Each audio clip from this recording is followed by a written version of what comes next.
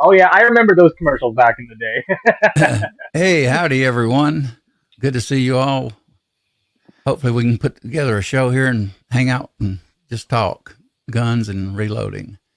Got Hasbro over here, got Eagle Run here, and Pat in a bunker. Good to have you guys. Appreciate you being here. And let me go through the guys, and I'll call you out in the side chat here shortly. Turn over to you, Hasbro. Well, you'll do it in a minute, or we'll take it over to you, Eagle. Either one. Yes, bro. It's like a recurring nightmare. How is everyone? I just thought I'd pop in here for a little bit. I gotta go pick up my daughter at dance here in a little bit, but I'm glad to be here. So yeah. Glad to have you, man. Glad to have you. I watched one of your videos. I seen that 2-box. That's nice. Well, you get that set up. I'm deep in that and I'm loving it. I've doubled my counter space in my shop and I've added I added 18 drawers and I've been able to separate work tools from carpentry and automotive stuff that I don't really do much of anymore. Mm-hmm. Pull all out my gunsmithing tools and all my building tools, and I'm really excited about it. It's not done yet, but more soon. I want to eventually get me a cart and put dies in it and gun parts and all that. Echo did the same thing, and put my gunsmith tools and stuff like that in it. But yeah, great to have you, man. Thanks for jumping in here. Like I usually say this, if you can come in for a few minutes on panel or side chat, I still appreciate it. Absolutely. Good to have you guys. So turned over to you, Hasbro. Hey, everybody. Good to be with you. AR and Pat and Eagle. Good to see you again. Just looking forward to a good evening, hanging out with everybody. It looks like the chat's livening up, and should be a good night. We've got a lot of different little things to talk about, kind of a splattering. So, but I want to hear more about Eagle's 6.5 Creedmoor push. Mm-hmm. Trying to hit the long range. Yeah, we'll cover some of Hasbro's topics and Eagle. Down to you, Pat. How you doing, man? I'm doing pretty good as long as the old computer will hold together tonight. For some reason, it's not wanting to do the video. For some reason, I'm not sure why, because I've got pretty good signal tonight, so I don't know what's going on. But anyway, I'm hearing voice anyway. So, but thanks for having me on tonight, AR. Appreciate it, and yeah, hopefully we'll have a lively conversation. Yeah, great to have you, man. Appreciate you being here. Let me get over to the side chat. Let me call you guys out for a quick second here, and we'll get some of the topics I don't know is going to be coming with Hasbro doing some things, and then, of course, Eagle. Got Vanessa Kitty here. Good to see you, Colt. 1927. Good to see you, Colt. Appreciate you being here, all of you. M. Gabriel. Viejo jumped in here. Let's see. Who else here? I like that name. That's cool. Viejo. I like that shotgun, his intro. That's a good intro. Vanessa Kitty, good to see you, Vanessa. 67 Rebel SSTAMC. I probably sound hoarse again tonight, which seems like every time I go outside and spend time outside, I end up losing my voice. PA Reloader, he's going to be jumping in and out. So I'll talk about that in a second. Appreciate you being here, PA. Pat in the bunker, of course, right here on the panel. GGW Outdoors, good to see you, GGW. Who else here? Hasbro here, of course. Andre D'Angelo. Good to see you, Andre. Dale Pogue. Howdy, Dale. Hope you're doing well. Who else here? Tactical Fud. Good to see you, Tactical Fud. Make sure it's Chicago Mike the Shooter. Hey, man, thank you for coming in. I've seen you on other channels, definitely. So I appreciate you being here. Who else here?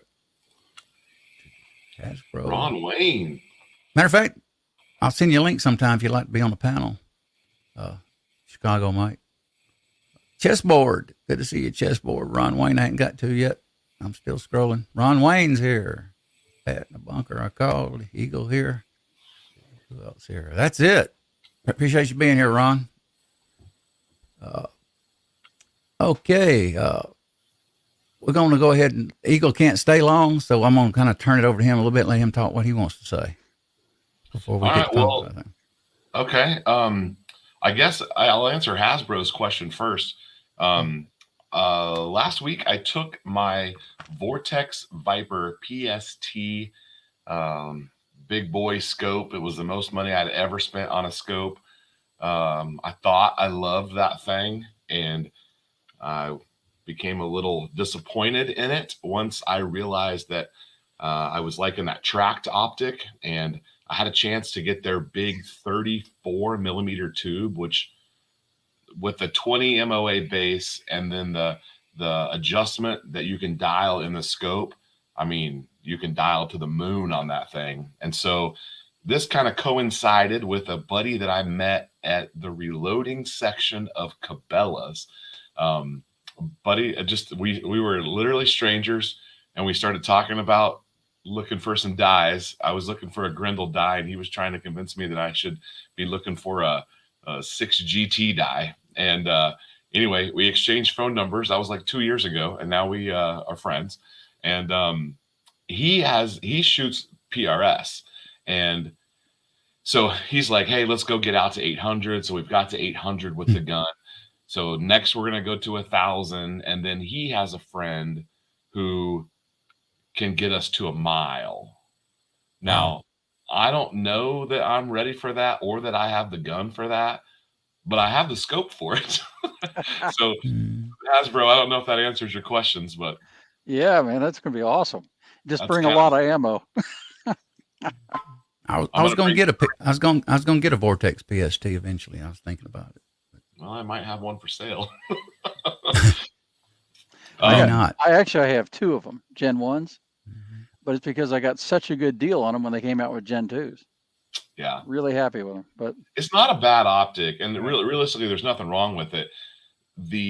I found that the eye box, I was not falling behind the gun comfortably, and I'm so stinking comfortable behind my Grendel, and it has a tract on it. And then I realized that I'm so comfortable behind that, and then I had a chance to get this big optic in and kind of do a review on it. And so I'm like, let's just put it on the Creedmoor. And the first, it's never coming off. That thing is not coming off that gun. I mean, it's the real deal. I'm super excited. Just so comfortable. It's crystal clear. There's no black ring. I really felt like I had to just get it perfect behind the Viper. And for whatever reason, I don't have to be perfect behind the tract. So anyway, just my own experience. I'm sure everyone's a little different. I've been really tempted by that scope. Yeah.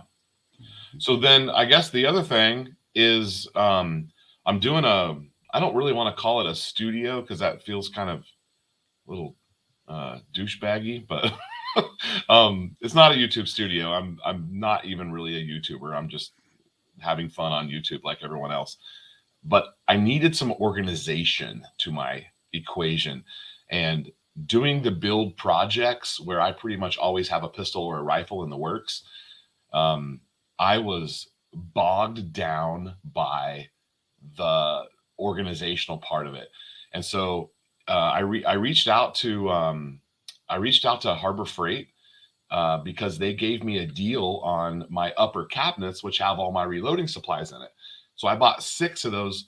This was like a year and a half ago. I bought 6 of those and made my reloading section.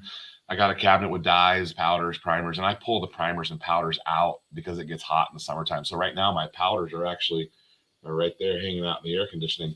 But anyway, I needed some more shelf space. So I reached back out to Harbor Freight, and they did not give me as good of a deal as they did on the cabinets. But still, those Harbor Freight cabinets, you can get them for $300, and with a coupon, you can be in the 200s. And I have 2 46 inchers that are side by side, and I think that's great. I really could have probably done 3, but 2 is reasonable, and they're going to be really cool. I've already kind of got them filled up, and I found some stuff that I was missing. So yeah, I'm excited. It's fun. Sounds Very like cool. it. I love that 2-box organization. I know MacMan uses for his casting. He's got one of those boxes. That's what I'm going to get Harbor Freight for tools and for the room here eventually. I'm not a mechanic. I'm not going to use it every day and wear it out, you know. Mm-hmm. And I bolted mine to the wall as well, so I'm into the studs. Mm-hmm. So it kind of makes the wheels useless, but protect you from those Texas earthquakes. Exactly. Yes, I got the hurricane hangers on there too. So. Yeah. Yep. Got a few new ones come in here. Let me call them out. I hate to interrupt you guys, or who else come in here? Chicago Mike, I called out. Hang on a minute. Bear with me, guys. Chessboard, Ron Wayne, MC, M.C. Good to see you. Good to see you, Chessboard. Scott Smith. Evening, sir.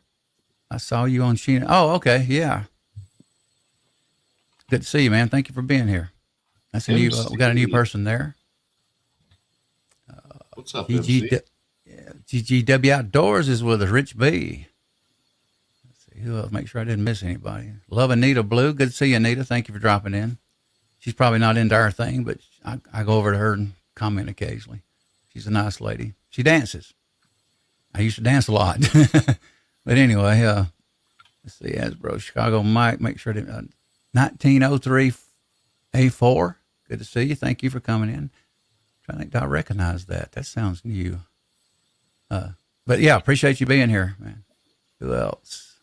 Eagle Run MC. Pat Bunker 03 A4. Thank you guys for being here, gals. When I say guys, I mean gals too. So what you got? You're the panel guys. I'm gonna let you talk about more. You already know some stuff you want to talk about, Hasbro. You want to talk about a thing or two or an item or two? Yeah, actually, I have a question for Eagle on that scope. I really haven't messed with any of the Vortex scopes or anything like that. Was that a caliber specific scope that you put on there? No, it's not. And I don't think Tract does like the bullet drop compensator. I don't think they do that. But I'm buying all mill stuff now. Some of my old stuff is MOA, but it's just a mill Christmas tree reticle. And the Viper's a great scope. I hope no one thinks I'm saying the Vortex is no good. I'm just trolling you. I'm just trolling you a bit. Nice. What's up, hillbilly up? I won't try to do that laugh. I was actually going to try to perfect that laugh, practice it, and come up with it one day to but I don't know if I can do that. I know. All right. It's not easy. Here we go. Hey, everybody. He's got it. This is Billy. Not bad. Hey, that's our next contest. We're going to do a giveaway in the best hillbilly impersonation. I won that contest. Yeah. Oh, okay. I missed that show. I missed that show, unfortunately. But believe it or not, I missed the show, but I did practice on that. I'd listen to Hillbilly on the big screen, then I would replicate it, try to, I don't even remember now. I got it down a couple of times, at least part of it. But what we need to do for Hillbilly? What's that? He's got his new background where he's got the 2 American flags. Mm-hmm. I should send him one of those Gadsden American flags like I sent you. Yeah, those are nice, man. I tried to hang it on that brown thing. Well, I didn't want to poke needle pins through it and safety pins or whatever else. I tried to do Velcro and it failed, so I got it stuck over there for now. But those are heavy duty, nice flags, Hasbro. I appreciate you giving that to me. Very nice. Chessboard Hasbro. They pulled a lot of Gadsden flags this week. Oh yeah, that was down your way, wasn't it? Down Texas. I think it was Colorado. Yeah. Oh, it was Colorado. Yeah, it was Colorado. Yep. And it wasn't a public school. The very next day. They backed off the very next day. Well, and it wasn't a public school. It was a charter school, and those are run quite a bit differently than public schools, and so they were able to react way quicker than what you would have seen at a public school. You got that right, GGW. That's something I don't know if I could handle. Hard seltzer. I seen a commercial the other day for that, and I thought, Hillbilly. Oh boy. If it made him sick, it definitely made me sick. Good to see you, Warsaw. And thank you for being inside chat, Billy up. This mic's not too loud, is it? One night I had it kind of fired up a little too low, then one night I had it too loud, so it just kind of goes back and forth. So you got anything going on, Pat? Builds, going to range, hiding out in the bunker with some. Yeah, actually, I do. I need to get some videos out now that I got some stuff completed. I've been working in the bunker. It's been so. Last week was so dang hot that I would hang it up about 12, 1 o'clock. Get started super early in the morning, about 5, and close down about noon. And got all new shelving units and stuff that I built, handmade out of wood down here for all my ammo. And I picked up some cool old World War II uh, baggage boxes from soldiers from the and I've got ammo stored in that up on shelves and stuff now too. And then I upgraded my range here 2 weeks ago and bought a whole bunch of brand new steel and took a old one of those old rocking couches that sit high like a porch swing, but it's on a metal frame and you can move it around outside anywhere you want to. Took that off, repainted it, and then made that into for my all my steel on there on one of those. I just took the frame, gutted the rest, and started hanging steel on it. So range is upgraded outside, and got some new shelving units and stuff made out of wood down here, and some new old World War II stuff to store all my ammo and different gun components and such down here. So yeah, actually, I've been doing some building stuff, trying to just kind of upgrade some stuff while it was so dang hot. So, but yeah, I need to get some videos out on that stuff. But yeah, I haven't been doing any reloading or anything, but did do some shooting. What was it? Yeah, beginning of last week, right before it got real hot, and we went out and tested some new ammo from Mead Industries. It's a little company, probably about 40 minutes away from me. They sell ammo, so I'll do a shameless plug for them real quick. It's meadammo.com. Basically, they make the tool and die stuff and the presses and stuff. Basically, if you've shot buffalo boar, if you shot SIG, if you shot Remington, if you've shot a lot of these different companies, this little company in Nebraska made the presses and stuff and designed the bullets for them. So that's their main bread and butter, is actually making the presses for brass and bullets and all that stuff. And yeah, good company. I just tested some 77 grain boat tail hollow point performance match stuff for 5.56 and 2.23, and man, that stuff is on the money, and it's hollow point on top of that, so it turns a coyote inside out pretty dang good on the inside. So now who did you get it from, Pat? What's the name? Actually, I'll just go ahead and hopefully everything holds together here. I'll get a box out, and they make a lot of different rounds for a lot of different calibers, and they keep expanding the line all the time. But hopefully my camera will hold together here. But okay. Meadammo.com. Okay. Already loaded in. Okay. Yeah. But you can buy just bullets. They do sell just the bullets and stuff like that. And yeah, they custom design bullets for whatever that company wants, as far as hollow points and they've got some pretty nasty self-defense rounds in 9mm too. So if y'all shoot 9mm and you're looking for a cheaper variant on self-defense rounds on carry ammo, they'd be a good company to go take a look at, because their prices are definitely unbeatable right now. Do you have a link, Pat? All you have to do is type in meadammo.com, and that's it. It'll take you right to them. I got that pistol caliber carbine that I'm trying to shoot precision with, and I think I want some custom 147s, and I'll see what they can do. Cool. Yeah, they've got some 9mm offerings just in the bullets themselves. Yep. You do Yeah. surplus rifles too, don't you, Pat?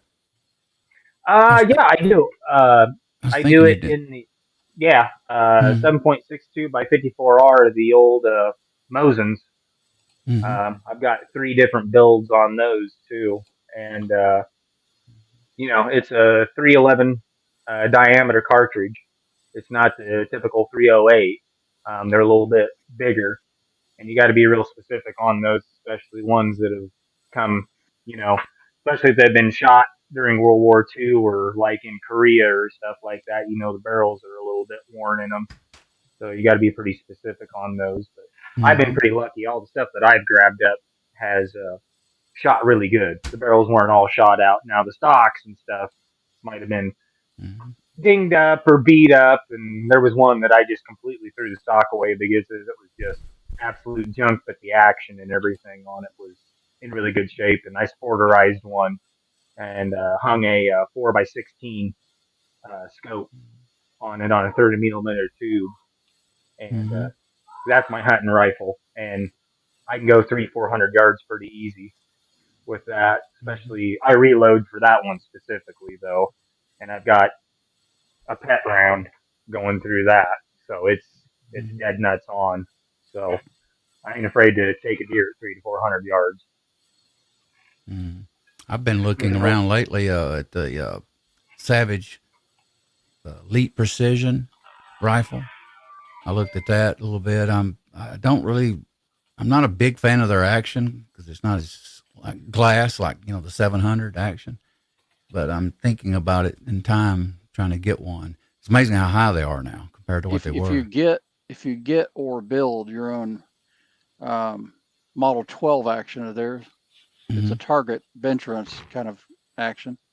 It's really smooth. But the others, Mm-hmm. like the 110s I've been shooting and all, it's like you have to get used to how to push the Savage to keep it from kind of binding up as you push it forward. Once you get used to, and it's all because of that floating head they have on it. It kind of Mm-hmm. self-centers when it engages up into the barrel tenon lugs there.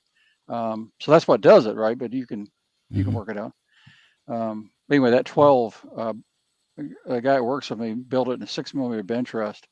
He built it as a single shot, single feed, left-hand eject, and it is the most stupid accurate gun and beautiful action. It's just it's made for bench rest shooting. It's the 112, right? It's a Savage. Model 12. Oh, Model 12. okay. Huh. Yeah. Okay. I'm not familiar with that. I'll look it up. A lot of people build F class and PRS actions on that, but it's more set up commonly as a single shot. Yeah, Chessboard sent me a thing on a video. I got to watch that Chessboard. I just actually got it. I've been having a hectic week so far involving my car. So I'll check that out here. I did run into it. So appreciate you sending it. I'll check it out here. What else we got in here? Anybody new? Vanessa, Warsaw Patriots with us. And by the way, I am going to, in time, there's one guy I've talked to. I'll be doing some interviews coming in time. From time to time. Nice. I've stated this before. You all familiar with it that watch me? I've stated this when I told Eagle. When I first got into this, I was doing interviews with Echo, and I was on the side a lot, and it wasn't my favorite thing there for a while, especially when you're sidelined like that. But I actually did one with Nick, Millsrep Duo, Nick, and I actually enjoyed it. I didn't know a thing about the gun. I just kind of let him take the lead and ask him questions, and I enjoyed it actually. So hopefully get some interviews going here and phone calls and all that and build some relationships here with some of these people. And, like Nick does. Well, excuse me, Eagle. I usually don't call first names and that they all do in the other. In the other community, in the other communities, they know each other by first name, and it's very different than ours. And throws me off. When I originally went into some other communities here a long time ago, it would throw me off. Who are they talking to? I didn't know. So, but So my name. Go ahead. Go ahead. I said my name's Elliot. You all know that. So yeah, AKA Elliot. Yep, it's there. My name's out there a little bit, but it's not super known. I used to be really concerned about that, just because some of the contracts and things that I have with my company. But I don't know if it's the older I get, the less I care, or not for sure what it is. I probably should still be somewhat careful about it, but I'm not doing anything. Not doing anything nobody would worry about. So September is tomorrow. And September is Preparedness Month. I'm sure Pat in the bunker knew that. Yes, I did. So I got something that somebody sent me. Oh wow! I need one of those. Yeah, so I'm gonna have these guys are gonna come on for a little podcast interview, and it's really this is not like I have a full set of these. But they're not like the real deal. This one is the real deal. I like just have some rubber ones. In fact, I've got 2 children-sized ones, and then I have 2 adult-sized ones. But now my kids are like 8 and 11, and so they don't. That little one probably wouldn't fit anyone anymore. So I need to upgrade some of those things. But I'm planning on doing a lot of preparedness stuff from videos in the month of September. Everyone needs to be more prepared, and no one is prepared. So even preppers who have vast amounts of supplies are like, I'm not prepared. I actually at Clyde Armory in Athens, Georgia. He's also a congressman in the House. Last year they had gas masks with full shield and the 2 eyes turned in from the DNR, Department of Natural Resources, for $89, and I kept dragging around, and they sold out of them. Had a bunch of them in bags, mint condition. Some of them with a drinking tube. Yeah, I think this one has a straw. That's what I want to get, a drinking tube. Definitely. This one has a little drinking tube right there. I think I don't know that much about it. It may do it. I know that I can breathe. Like it's very Darth Vader-esque because it has like a real valve on it. It does look like it. Oh, it sounds that way too, does it? It does sound that way. You should have wore that when you come on, man. Everybody wouldn't know who you were and go, guess who I am tonight. Pat needs that, if anybody. What if I did the whole podcast in a mask? Well, it's one of those deals. I would literally do the Darth Vader deal right now, but it's like we're already on the dark side, so. Hey, AR, I chatted out there, but we forgot to mention Hillbilly had 1,000 babies today. Oh, congrats, Hillbilly. Yeah. He does what Hillbilly does, and they get 1,000 babies. Yeah. That's awesome. Yeah, great. Yeah, I watched his AC video the other day. His AC shooting out of his window. I actually didn't call it that when I was younger. I'll state my age. I think I was 17. I was notoriously in my county.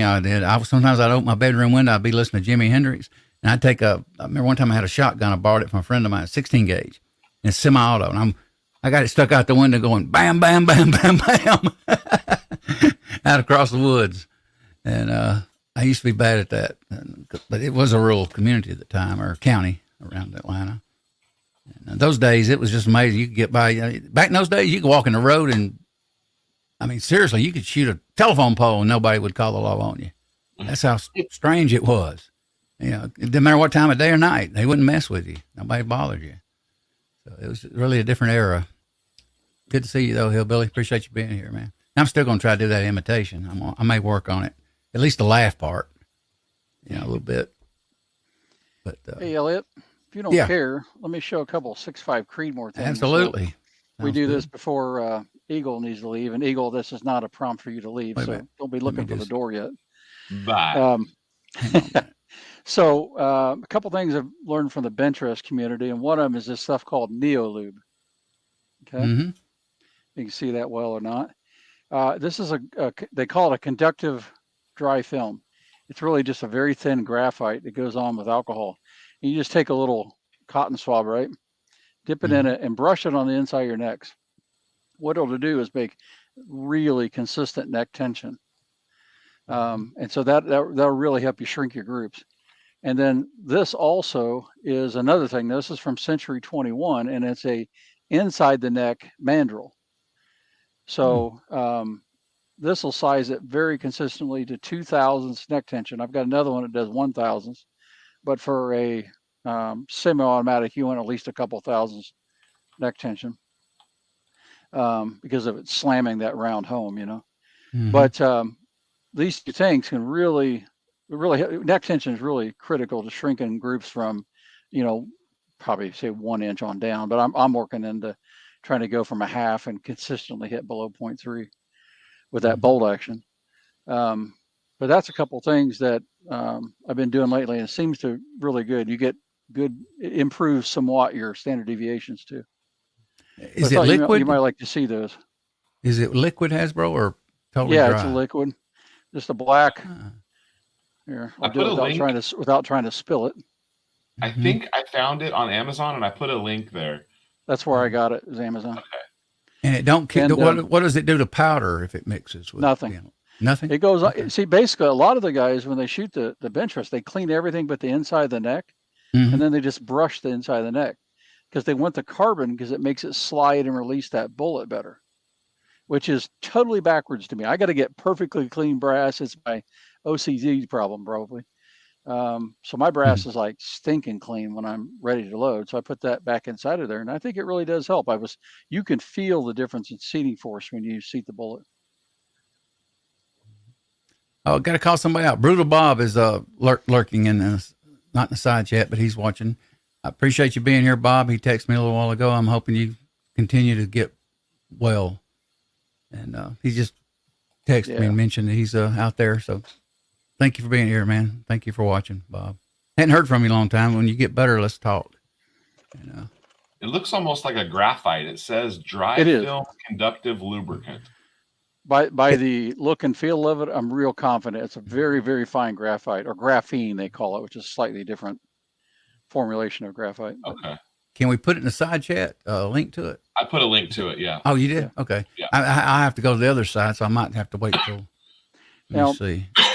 This is another thing for you, Eagle. Are you shooting small rifle primer or large rifle primer?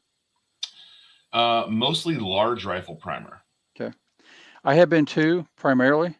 Until I ran out, and now I have is Winchester large rifle primers, and I got a lot of them, and then CCI 41 military primers. So I'm still going to try them, but when I switched to Winchester, I lost a little bit of my standard deviation of the powder I'm using.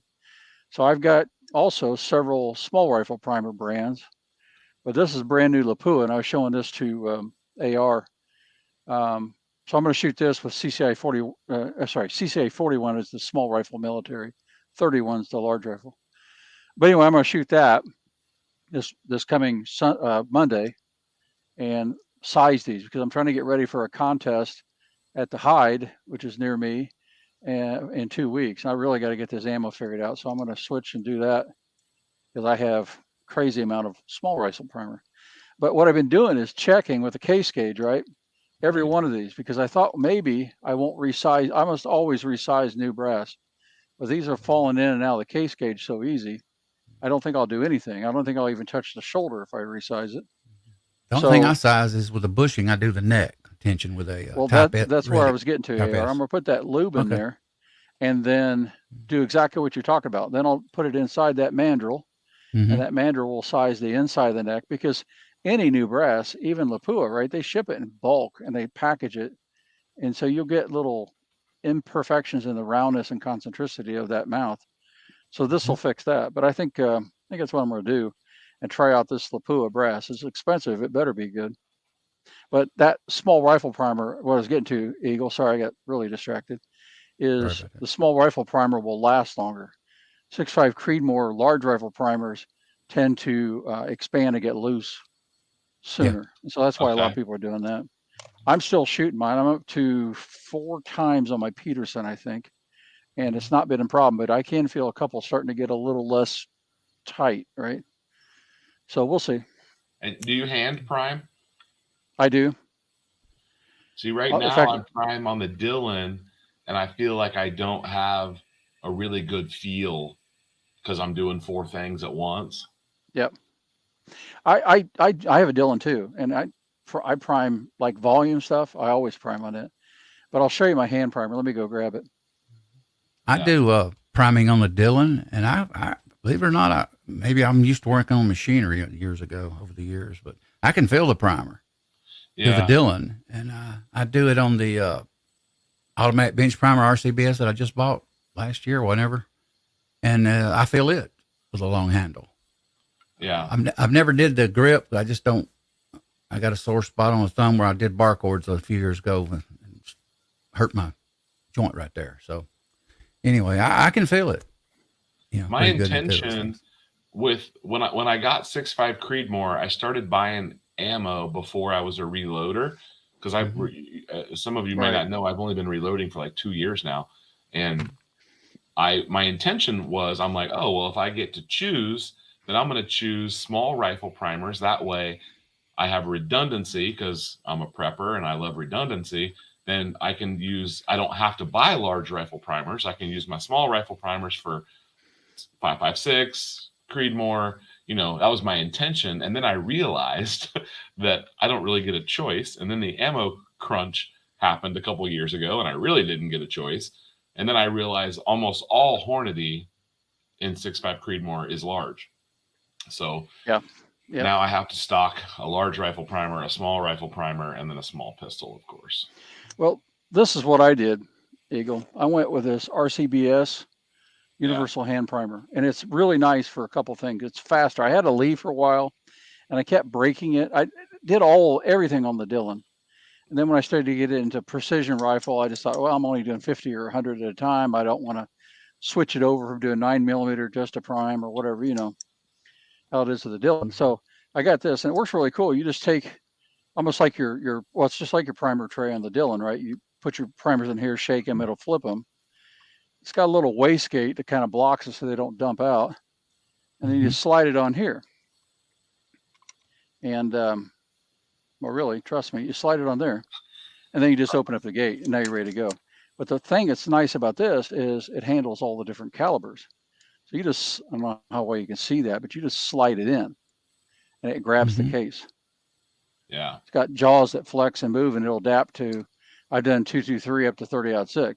And I know it does more than that, but and by the way, this is a unloaded dummy round for our YouTube buddies. But then you just simply squeeze it, right? And you feel the tension it takes to seat it really, really well. And you have pretty good leverage with it.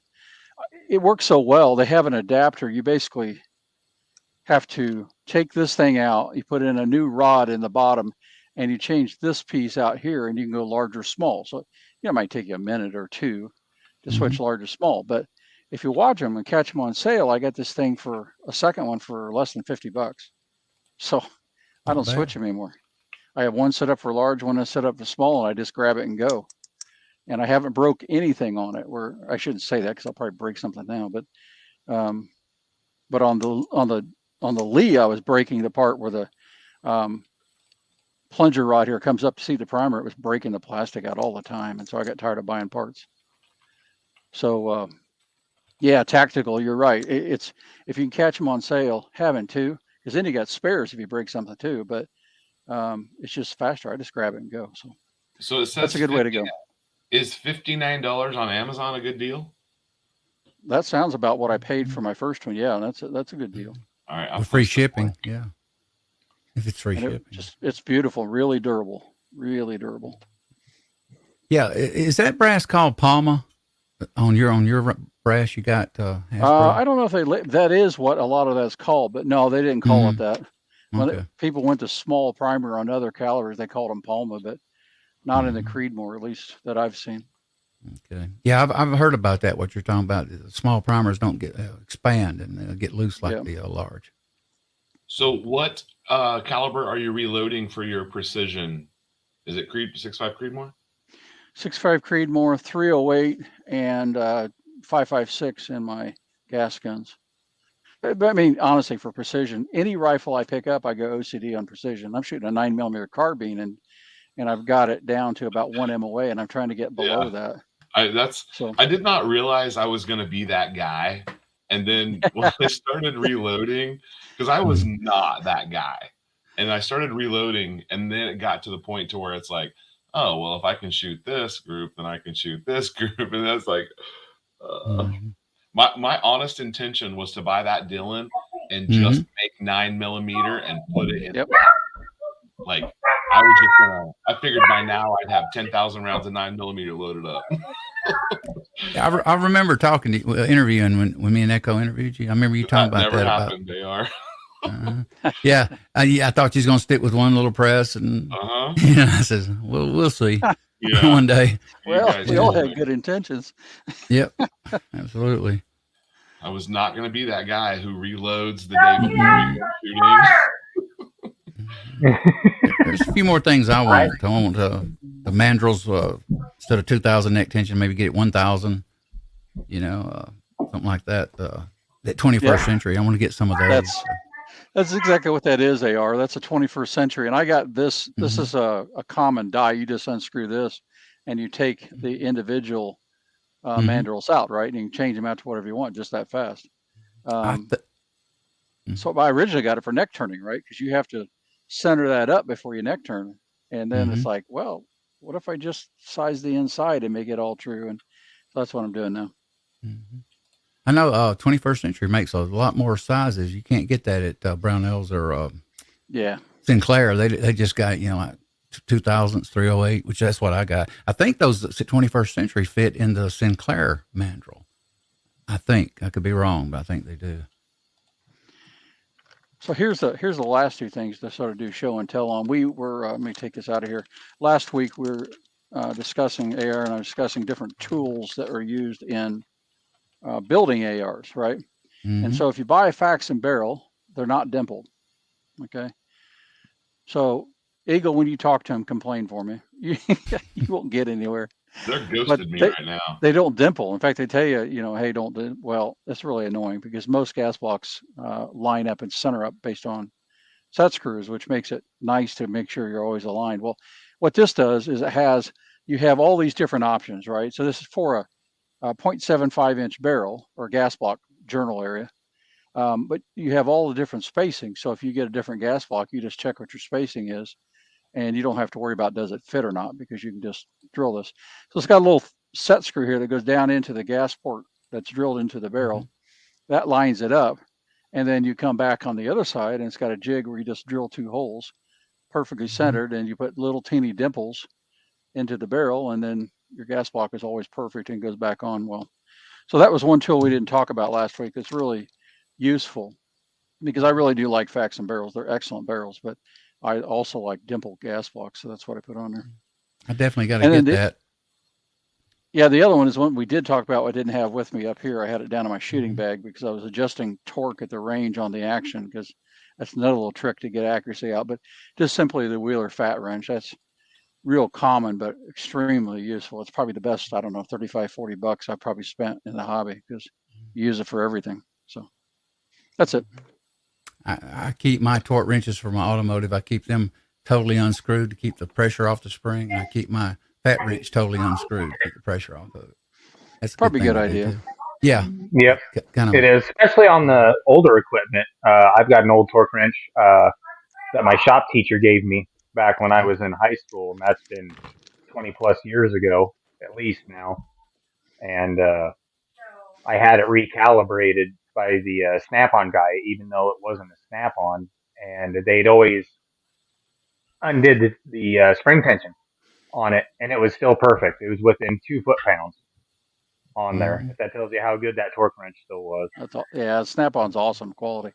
So here's what AR was ratting me out about. I had to say something. This is what I set the 36 pounds is what I set the last torque setting on when I was doing the shooting. So I'm going to back it off and relieve the pressure so that way I won't get yelled at next time. No yelling. Thank you. Thank you. It's I'm just the something same way. I'm the same way. If you work on cars, and I used to do that, and you kind of, and I got a craftsman here. I typically try to remind myself to do that. And so I keep my other one that way, but I'm not ratting you out, man. I did notice it though. It's all right. Since we're kind of on the subject of tools here again, real quick, I was listening to a podcast, just an audio only on my phone while I was out bumping around outside the bunker, and Has anybody ever used the concentric bullet checker by any chance? That you uh, take a loaded round and you put it in there to make sure that that bullet is exactly straight in there, and it'll actually straighten the bullet out if Is it it's the one you not roll? 100%. I have Yeah, seen that. yeah, I don't yeah. have that, but I have another tool. Let me grab it. Yeah, because well, it was Paul Harrell the last week. I was watching his video, and he took some ammo and some of the stuff that was like perfectly concentric within like a thousandths or two, shot it, good group, and then he took some cheaper ammo that was like 3 to 5 thousandths out, and it would actually reset the bullet and straighten it up. Ran that exact same ammo through, and it ran just as good as more expensive ammo on there as far as grouping wise, out to 100 yards. See, I think So I just Hornady makes one. Right here. I'm able Oh, to straighten okay. I bullets. can't find it on Amazon. there Mhm. you go, there you go. Yep. I think it was $99 years ago. I don't know what it is now, but yeah, I can straighten the ammo out, and it's kind of cool. I've had Sinclair, and I actually returned it, but I just kept this one. And but yeah, it's great because you can straighten ammo out. And a lot of people complain about it, loose tolerance, this, that, and the other. But I find it's fine. I mean, I can check match grade ammo. If it's crooked, I can straighten it. So it's a good item. I recommend it for the money. It's $155. I'm getting a link. Wow, and I got it for 99, I think, or maybe 109. I don't remember. It's been so long, and it's really nice. Can't be. It's easy to set up too. Very easy. It don't take much to move the bullet. Believe it or not, it's got like a little nylon pad on it, and you just turn it in. Like if it's leaning to the left, you would turn it around opposite, 180 degrees, and then start putting tension on it slowly, and just keep checking it, and it works. Like So Pat you're says. probably trying to be like less than 1,000th, I would imagine, right? Yeah. Like what's Yeah, that they'll one tell you, run? like, Hasbro's going to run one for us. yep. Okay. Now This that's tells you the, how good Hornady custom grade dies are. Most people measure this in thousandths of an inch, and basically from 3 thousandths or less, they say it doesn't matter. Well, OCD problem here. I look at this is 10,000 an inch with subdivisions below that. But it is. I'll make a complete revolution, and you'll see it varies about 1.5 to 2 thousandths or 10,000. Sorry. And you're on the neck right there, right? That's correct. You can check the bullet too. You just back this thing off, and you can check the bullet. It depends on what you want to measure, but when you measure concentricity of a loaded round, the main thing is checking the neck. Oh, really? Okay. It's the result of the bullet and the brass thickness, right? So, and how round it is. But you can imagine here. Let me get this set up back here. This is the reason people neck turn, because the brass thickness won't be consistent all the way around. So your neck tension won't be the same all the way around. Right. And so they turn the outside with the inside already being on a mandrel. And but if your dies don't do right, that can be perfect. But if the neck is going off at an angle to the body, you'll detect it here. So your dies have to straighten it up. And these Hornady custom dies, I mean, I've got a ton of them. I really haven't found a bad one yet.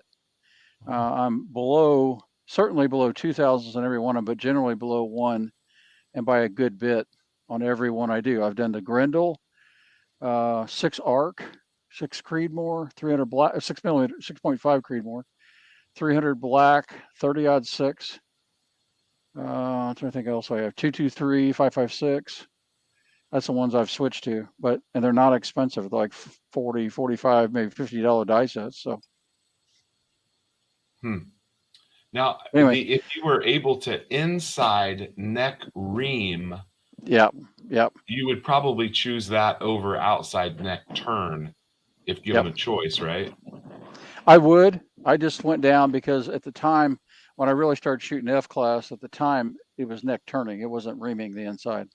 Now people have sort of gone reaming the inside. You could argue both of them, whichever one, because the outside case and its alignment in the chamber and the shoulder is what going to set you up for going straight down the bore, right? Yeah. So this is important, but the inside's important. And if you neck ream and it's not true to this, it won't matter. So that's what the best reamers do. They reference off the outside of the case and then ream the inside to be exactly parallel.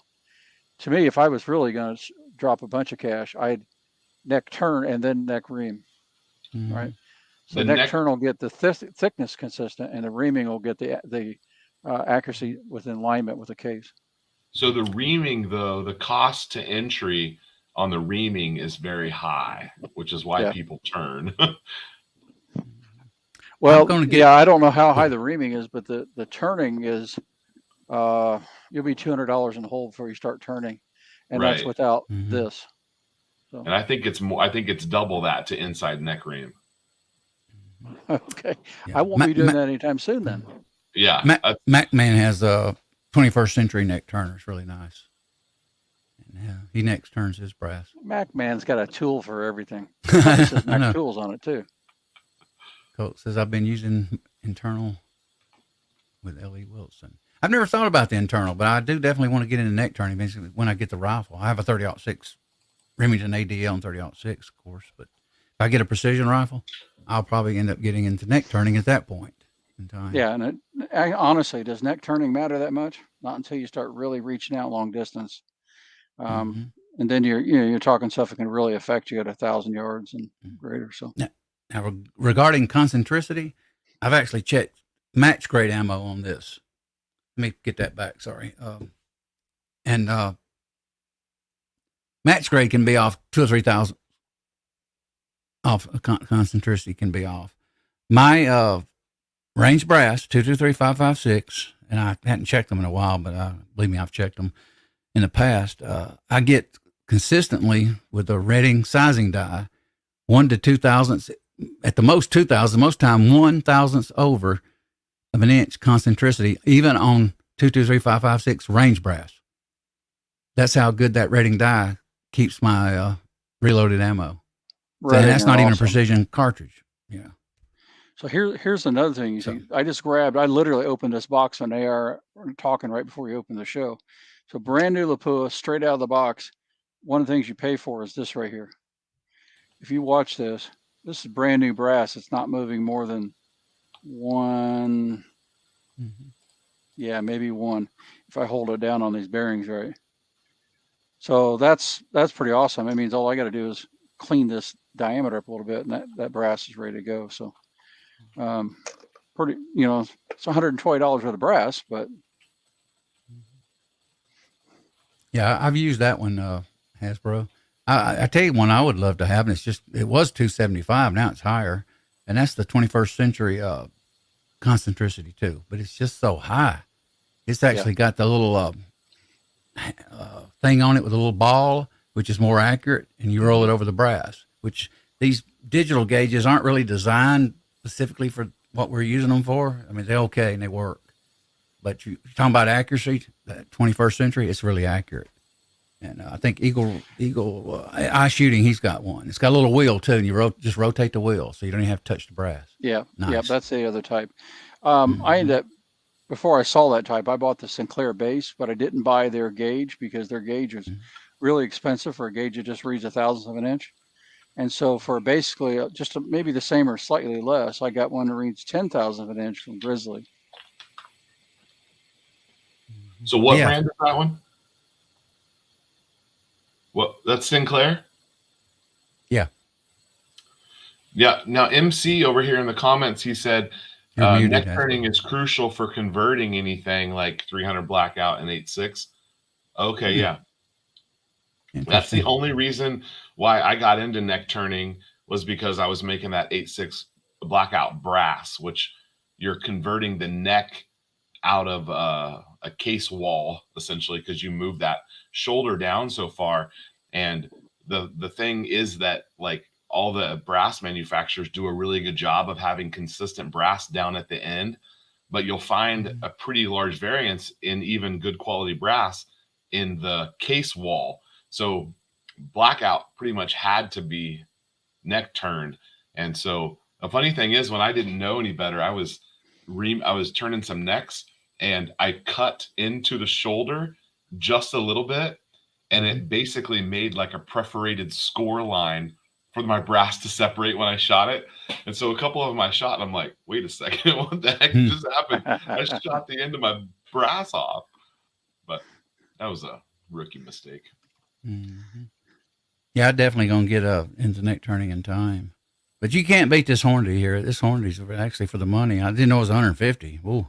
That's what I have. I feel like I paid 125 for it 2 years ago or a year ago. Yeah, but not bad for the money. And I can't see paying $3, whatever that is, for 21st. I'm not going to go that route because this works good enough, and it tells you what you need to know. But you do hear mixed reviews on it. Some people complain about it, but I've like I said, I've checked max grade ammo, and it's sometimes dead on. And, it's really nice. You have these, don't you, Eagle? Yeah. That bullet comparator. Exactly. I use it to, like, if I'm not, I almost always size news brass, but this time I'm not going to. So I'll zero it on an average case and then check every one of them to make sure I don't see more than a couple thousand variants in that shoulder. And then I'll fire form them. So, but they're almost always too small when you get new brass anyway, right? To Sammy specs. Yeah. But I have a really tight chamber in this bench gun. So I did the headspace gauges when I put two of them together to these two guns. They're two 6.5 Creedmoor Savages, but they will take exactly the same case. They're within a couple tenths the same as headspace. And that was by using the gauges and sort of just feel a bit, right, when you set that. But then I fire formed the cases and checked them back, and they were really, really tight. So I don't have to separate different brass for the two guns. They can shoot the same brass. I want to get a micrometer with a ball on it to check neck thickness. Yeah, more accurate. Those are hard to find. I've ordered a couple in and didn't realize that. I guess I assumed that they had like the anvil you could trade out for a ball, and the ball ones are double the price of just the average ones. Good to see you, Jeff MOA. Appreciate you being here, man. Yeah, I'm gonna mute myself so everybody may be happy about that, but I'm gonna go ahead and put some of this Neolube on the inside of these necks while we're all talking. I'm gonna check that out, that Neolube. I've got the Redding dry graphite that you dip, your brass down in, and it works. It's good. I've never heard of the liquid though until tonight. But well, that one's a graphite AR. It's not a liquid. It's liquid graphite. Yeah, it's got alcohol in it. It's like a real fine powder. Is it wet? This is wet. This is liquid. Okay. It's in an alcohol which dries really fast. So you just do that. Oh, nice. Okay. So it is liquid, yeah. And then I don't know how well you can see down there, but it's really consistent, little black color, ready to go. Looks like you get a lot of it too. It goes a long way. I'll try that. Like I say, I do use the Redding, and I only do it typically back in the day for 308. I got to get one of those mandrels too. I go about 3 cases before I dip it again. The first one I didn't have quite wet enough. I touch it up a little bit, but those are Creedmoor cases, right? Yeah, small rifle Lapua Creedmoor cases, 6.5 Creedmoor. I need to get me a bunker like Pat's got and get out there in the Midwest and hold up and make it a nice home, like a condo. Do you leave the bunker, Pat? Then he's no longer Pat in a bunker. Oh, he has been escaped or captured. He's just Pat. I seen a video. Sorry, had a kid with a homework question, so had to run up out of the bunker and help with some homework real quick. Or his dad. They just call him you Dad. Detected? Out of the bunker. Yeah. Yes, I was detected, but I put on stealth mode and quickly blipped off the radar. Cover your tracks. Oh, it says eye gauging. Okay, I'll I hadn't heard of the eye gauging one, I don't think. I may have. I don't remember. Let me see if I can find the one I got. $70. I have their calipers, Colt, and they're good, man. Got a big battery in it. And I can leave them things on for days here, and it don't even go down. Don't even kill the battery. So I do like their caliper. I got a digital, and I got a Hornady digital. Then I got the Hornady analog calipers. But, So that's eye gauging brand. See, the one that I found is some weird name Amazon brand, and it's $96. Wow. I'm like, man. Oh wait, Really?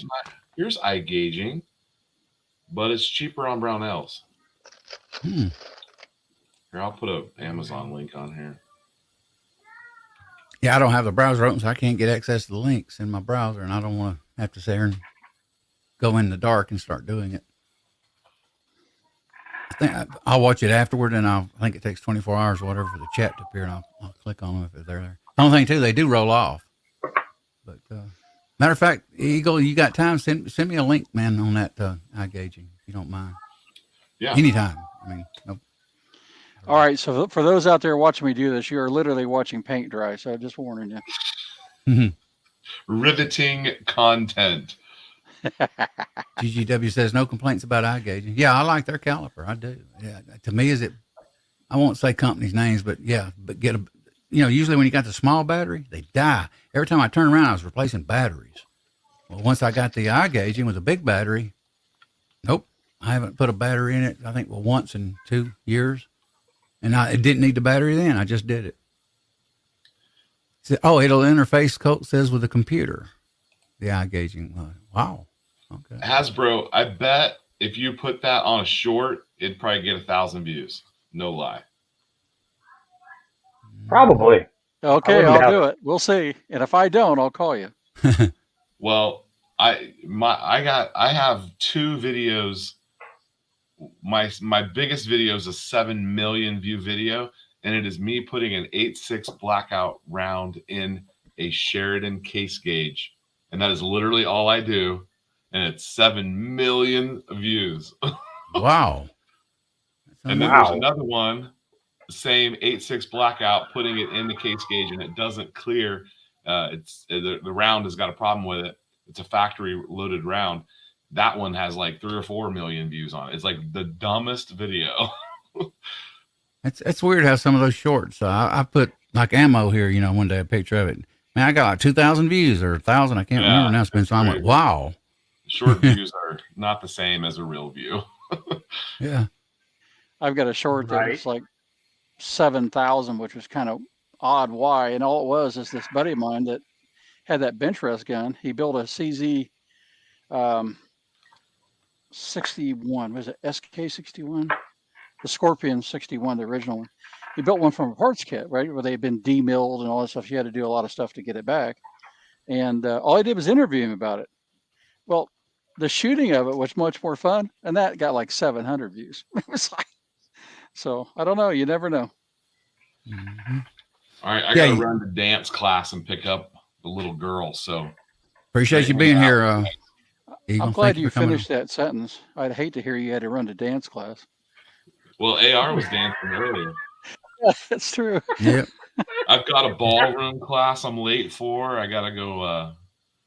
I would actually do that, no lie. I would take a ballroom class. I bet that'd be fun. I want to see Hillbilly take a dance class. Oh, that'd be funny. There it is, Pat. Nailed it. Hillbilly, and we're ballroom dancing. I used to go to a club and they did line dancing. I wouldn't let the ladies teach me. I said, no, I just danced rock and roll. I don't get into that fancy, this, that, and the other. No way. Yeah, great. Good to have you, man. Thank you for coming on, Eagle. Yeah. Have a good evening, Eagle. Have a good one. Thanks for coming on. Yeah, man. Appreciate each of you guys. Mark Strapping Outdoors joined us. Good to see you, Mark Strapping. GGW is with us. Let's see, make sure I ain't missed anybody here, because sometimes when we get to talking, you do. Let me see. Jeff MOA joined us again. Guys, we got a lot of heavy competition tonight, so the number's a little low, but it don't matter to me. We're on here to talk and have a good time.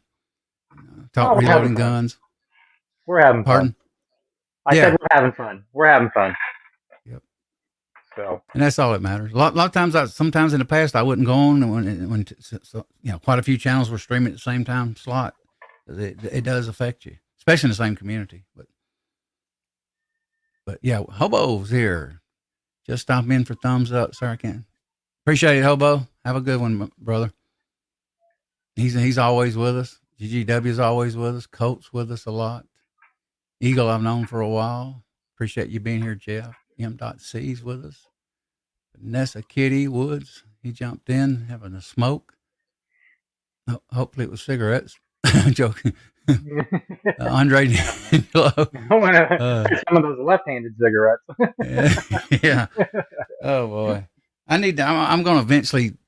You don't like to copy things on here or something, but one thing I do like about some Strange Hillbillies, it's good to come up with some questions and get the answers on a lot of stuff. And I'm going to do a little of that, maybe mix a little of that in, but I don't typically like copying people. I try to avoid that. And, but hey, quite a few shows do that, the question, especially in interviews. And, so try to come up with some questions and stuff. What's your favorite gun? Which we always hear, because even though we're all tight in this community and we're here, some of these new people come in, they don't know what they don't know anything about that. Side chat sometimes. Some of them know what we're talking about. Some of them don't, because they're in different communities. So, and a lot of times too, if it rolls off, sometimes you say something, when the stream starts, you say something, and then all of a sudden you get, say, a flood of even 5 people in.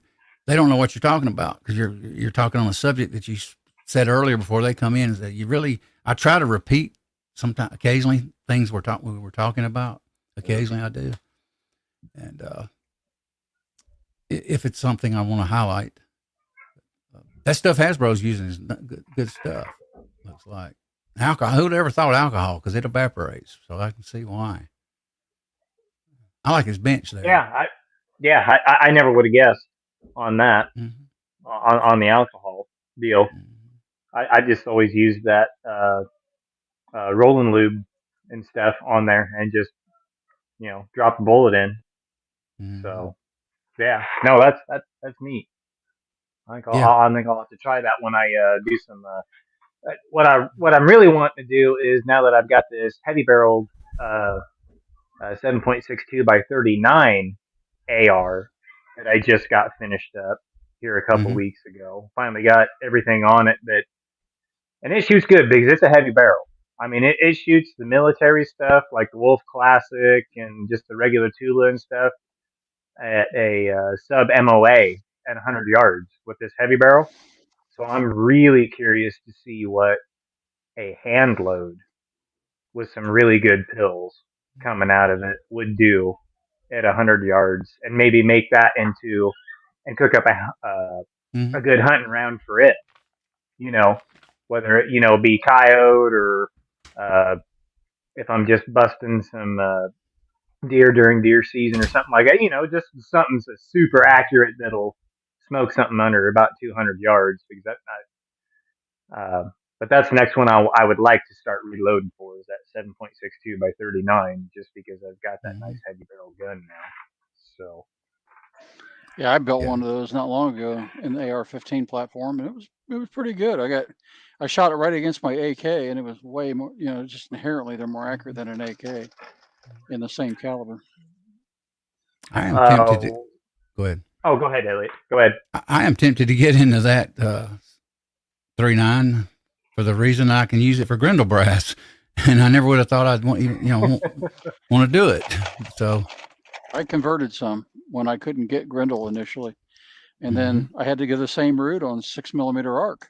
Couldn't get 6mm arc, and that's something I was going to mention, and I forgot, is that I had to convert 6.5 Grendel brass into 6mm arc in order to shoot it without having to shoot factory ammo to get the brass, which I did a little bit of, and it worked perfect, right? I mean, I got really good brass, but now I have 6mm brass that's stamped 6.5, and you got to be careful. Well, Starline has been on their website probably for 6 or 8 months advertising, hey, we're going to be selling 6mm arc for a while, and they never would let you order. But I learned from them, as soon as they let you back or get on it, and it was a week and a half later, they're shipping me 250 pieces of it. So awesome.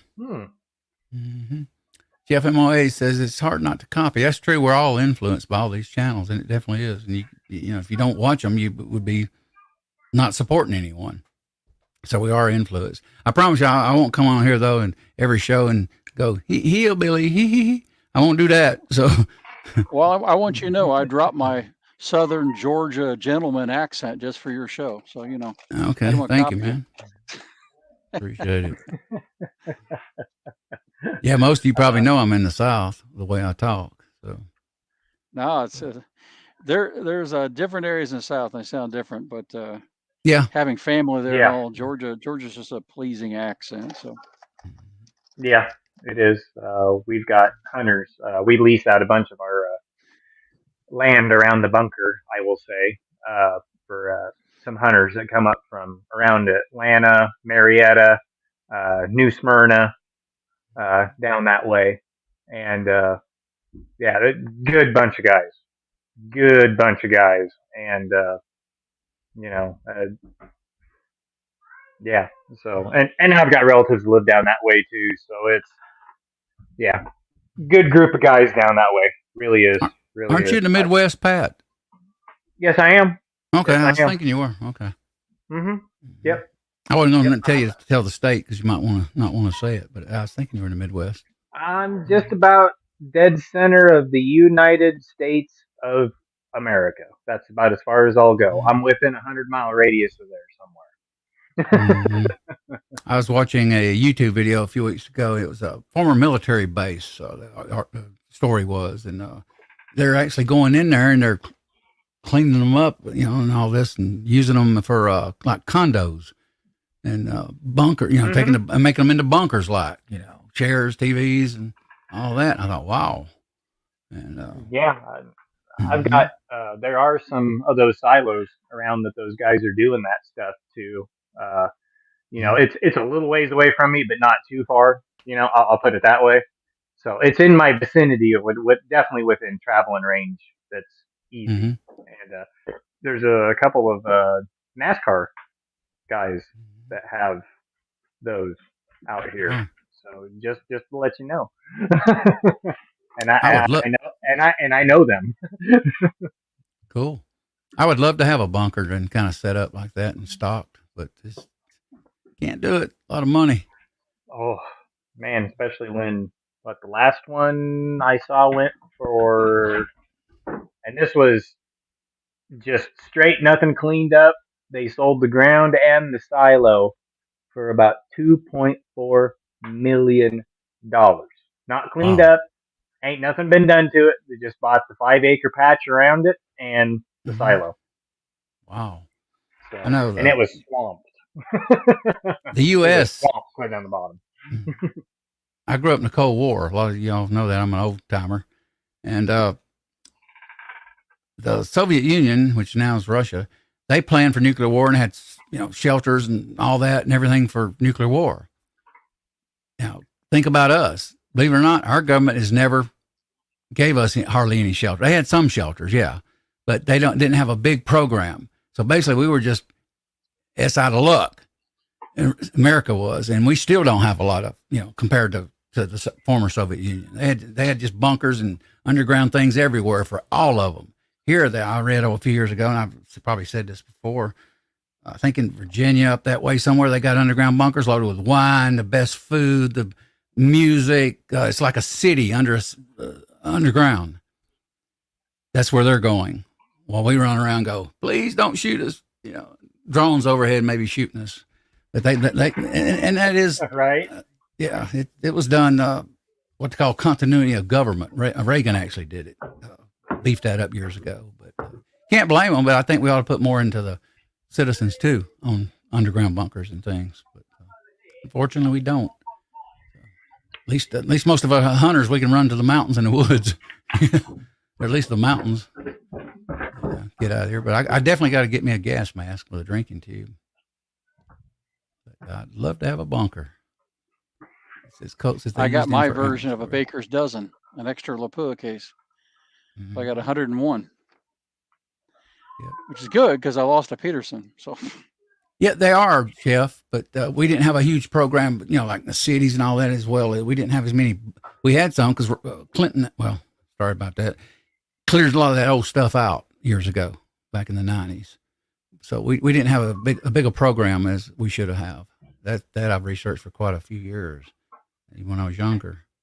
And they prepare for it more overseas. 100. Yeah, that's what I'm saying. Yeah, chessboard's right. Our shelter was hiding under the desk. Yeah, I remember that. Yeah. Yep. Yeah. The old Yeah. duck and cover. Mm-hmm. Which wouldn't do you a bit of good, to be honest. Nope. Yeah. Nope. But I wished I could do on my property what is it, a container, shipping container. I wished I could get it and drain it, and bury it. That'd be great to do. And I thought about getting one for storage here to make a workshop, but I think it's about $2,000. At least they used to be. My brother worked for a trucking company. They were about $2,000, a little under at one time. But M.C says this. What's this? Radon. Too much radon in the ground. Yeah. Or pre-radiated. Interesting. Mm-hmm. I've heard of that. Yeah, that is a problem in depending on where you live too. Like where my bunker's at, uh, it's not bad at all. And I do have radon detectors and stuff down here, and Mm-hmm. I haven't had any problems yet. But I'm not super deep either, so. See what he says. Coat says, Eric Cortina, I know who you're talking about there. Lockheed's as bore coat, allegedly giving better cold bore shots. It's an alcohol graphite solution. Lockheed's, huh? Not familiar with that. As a bore coat.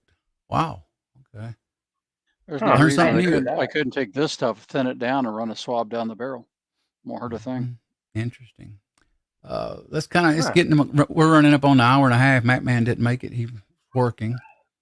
And you want to turn it over to you, Hasbro, and we're going to kind of close out the show here and Okay. get out of Yeah. here. Thanks for having me on, AR. Good to be with you, Pat, and all the people in side chat. You guys been rocking again tonight. Been a lot of fun. My biggest thing in the next 2 weeks, I have to get ready for this 110-yard centerfire contest, and I know the characters I'll be shooting against. It's pretty serious business to get tight grooves. We have fun, but it's like, man, they're good. They're really good. So I'm trying to get this new rifle to run where I can really shoot it consistently, because the best load I have so far, I got down to 0.273 MOA and then up to a half in the same load. So a little inconsistent, but I think I know why. But anyway, so that's what I'm going to be working on this next week. And I'll probably go out and shoot, grab this again. Probably go out and shoot this stupid target, which is driving me nuts. I'm having a lot of fun, but if you are OCD, this will drive you crazy. But a 50-yard 22 contest by dayattherange.com, and you got to shoot a literal fly and only hit the body. So it is a lot of fun. So I'm going to be out doing that again, probably Monday too. So that's it for me. Sounds good. My brother bought a 22 boat Savage uses the Ruger. It's a Ruger boat. Actually, is it Savage or Ruger? Can't remember now. Anyway, it uses the same mag as the 1022, 25 round. And sounds good. Turn it over to you, Pat. How you doing? What you up to? Oh, I just want to say thanks for having me on, and yeah, good hanging out with all you, Hasbro, and everybody out there in the side chat. We were up to about 15, 16 people that I seen at one point in time when I was looking, anyway. So, yeah, not too bad for a Thursday night up against everybody else out there. So, yeah, good chat. Definitely appreciate it. It's been a little while since I podcasted. It's been 2-3 weeks since I've really been on anybody's show or anything. I've been so dang busy, and it's been hot. So when it cools down, I go outside to go get more stuff done. So whether it's dark or not. So, but anyway, yeah. Thanks for having me on, and we'll see you all, everybody out in side chat on the next one. Yeah, appreciate you being on, Pat. Thank you a lot, man. Great to have you here. Always. That's why I hit you with a link. Great to have you on, Hasbro. Appreciate you being here, man. Mark's Trapping and Outdoors, I think I overlooked a little early. Most of you I've called out throughout the night, so I'm not going to do the long winded shout out. It's been an hour and a half. I appreciate each and every one of you. Thank you guys for being here. Thank you guys in the side chat, gals too. You all are great. God bless America. God bless. Good night. Stay safe and carry